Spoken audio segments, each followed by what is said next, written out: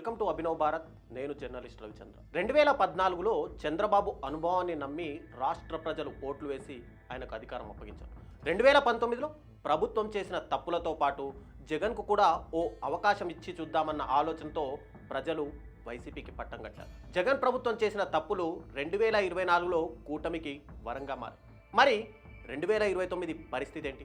Simple. Jagan ప్రభుత్వం చేసిన తప్పులే చేస్తే లేదా గతంలో టీడీపీ ప్రభుత్వం చేసిన తప్పులే మళ్ళీ రిపీట్ చేసినా 2029లో మళ్ళీ ప్రజలు వైసీపీకే పట్టం కడతారనేది జగమెరిగిన సత్యం. మరి ఆ తప్పులు జరగకూడదంటే ఏం చేయాలి? తప్పులు రిపీట్ అయితే అధికారం పోతుందని తెలిసి కూడా కూటమి ప్రభుత్వం ఎందుకు అదే దారిలో వెళ్తుంది? సరిగ్గా ఇదే పాయింట్ మీద ముఖ్యమంత్రి చంద్రబాబు ఫోకస్ పెట్టినట్టు తెలుస్తుంది. 2029లో అధికార మార్పిడి జరగకుండా ఉండాలంటే ఇప్పటి నుంచే జాగ్రత్తగా ఉండాలనేది ఆయన ఆలోచన. అందుకే అసెంబ్లీలో ఆయన సొంత పార్టీ ఎమ్మెల్యేలకు ఒక రేంజ్లో క్లాస్ తీసుకున్నారని తెలుస్తుంది. ఏపీ అసెంబ్లీలో ప్రతిపక్షం లేదు. ప్రతిపక్ష వైసీపీ సభ్యులు సమావేశాలకు హాజరు కావడం అంటే చర్చ మొత్తం అధికార పార్టీకి చెందిన కూటమి నేతల మధ్య జరుగుతుంది. అయితే ఈ సమావేశాల్లో కొందరు టీడీపీ ఎమ్మెల్యే అత్యుత్సాహంతో చేసిన ప్రసంగాలు ప్రభుత్వానికి ఇక్కడ తలనొప్పులు తెచ్చిపెట్టాయి. కొన్ని చోట్ల శాంతి భద్రతల సమస్యలున్నాయని ఒకరు, మరికొన్ని చోట్ల ఉద్యోగుల ట్రాన్స్ఫర్ల విషయంలో ఇబ్బందులున్నాయని ఇంకొందరు ఎమ్మెల్యేలు వ్యక్తిగత విషయాలను అసెంబ్లీలో ప్రస్తావించారు. వారంతా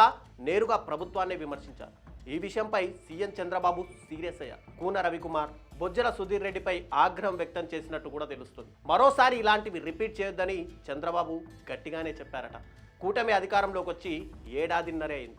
ఎవరు ఏమన్నా మరో 3.5 ఏళ్ల పాటు కూటమిదే అధికారం. ఒకవేళ పొత్తులో తేడాలొచ్చినా క్లియర్ కట్ మెజార్టీ టీడీపీదే కాబట్టి సీఎంగా చంద్రబాబు స్థానానికి వచ్చిన ముప్పేమీ లేదు. అయినా సరే ఆయన రిలాక్స్ కావడం లేదు. 2029 నాటికి ఎలాంటి తేడాలు రాకూడదని ఆయన కోరుకుంటున్నారు. అందుకే ఇప్పటి నుంచే ఎమ్మెల్యేలను కంట్రోల్లో పెట్టేందుకు ప్రయత్నిస్తున్నారు. క్రమశిక్షణ గీత దాటితే సహించేది లేదంటున్నారు. అధికారంలోకి వచ్చిన వెంటనే ఒకరిద్దరు ఎమ్మెల్యేలపై విమర్శలు రావడంతో వారిని నిర్దాక్షిణ్యంగా పక్కన కూడా పెట్టారు. ఇప్పుడు మరికొందరిని సెటరైట్ చేస్తున్నారు. గతంలో జగన్ హయాంలో ఎమ్మెల్యేలు కొంతమంది హద్దుమీరి ప్రవర్తించినా ఆయన పెద్దగా పట్టించుకోలేదు. దానికి తగిన మూల్యమే చెల్లించుకున్నారనే వాదన కూడా ఉంది. ఆ తప్పు 2029లో జరగకూడదనే చంద్రబాబు ఇప్పటి నుంచి ప్రయత్నాలు ప్రారంభించారు. పార్టీని, నేతల్ని అందుకు తగ్గట్టుగా లైన్లో పెట్టే పనిలో పడ్డారు. కూటమి ప్రభుత్వం కూడా చంద్రబాబు, పవన్ కళ్యాణ్ ఎప్పటికప్పుడు అప్రమత్తంగానే ఉంటున్నారు. అక్కడక్కడ ఒకరిద్దరు కాస్త గీత దాటినా వెంటనే ఆ తప్పుల్ని సరిదిద్దుతున్నారు. ప్రస్తుతానికి